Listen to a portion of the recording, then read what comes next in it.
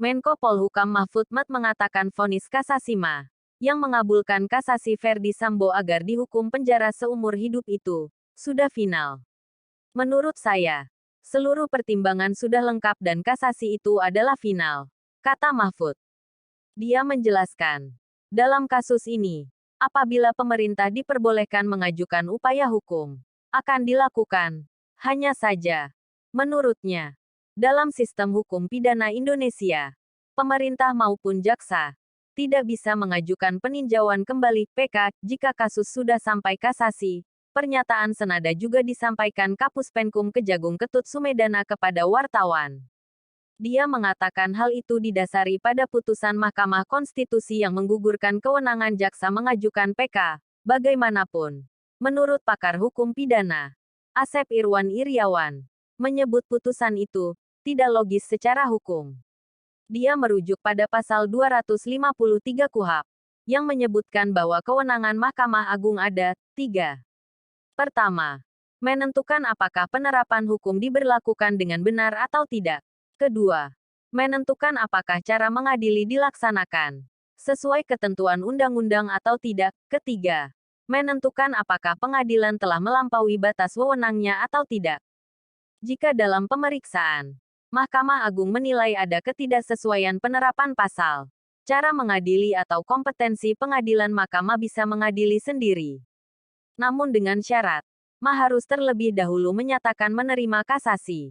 Dalam kasus Ferdi Sambo, Putri Chandrawati, Ricky Rizal, dan Kuat Ma'ruf, Mahkamah Agung menyatakan menolak kasasi, tapi melakukan perbaikan kualifikasi tindak pidana dan pidana yang dilakukan. Putusan semacam ini, menurut Asep Irwan, tidak logis sama sekali. Logisnya harusnya terima kasasi, baru mengadili sendiri. Maka jarinya lahir istilah diperbaiki oleh Ma. Bukan ditolak, tapi diperbaiki. Kan lucu ya. Beredar kabar Ferdi Sambo yang berada di dalam rumah. Tampak Ferdi Sambo menggunakan pakaian kaos berwarna hitam. Ex-Kadif Propam itu tengah duduk santai-santai di kursi dengan di depannya penuh makanan dan minuman enak. Berdasarkan keputusan sidang beberapa waktu lalu diketahui Ferdi Sambo mendekam di jeruji besi. Lalu mengapa bisa Ferdi Sambo bisa santai berada di dalam rumah? Terpidana Ferdi Sambo yang sudah dijatuhi hukuman mati atas kasus pembunuhan terhadap ajudannya sendiri Brigadir J itu ditahan di Makobrimob. Pengacara Ferdi Sambo menyampaikan penjelasan terbaru terkait foto tersebut. Pengacara Ferdi Sambo menyebutkan bahwa kliennya itu masih ditahan entahlah. Tidak seperti narasi yang diungkapkan dalam caption foto yang tersebar di media sosial.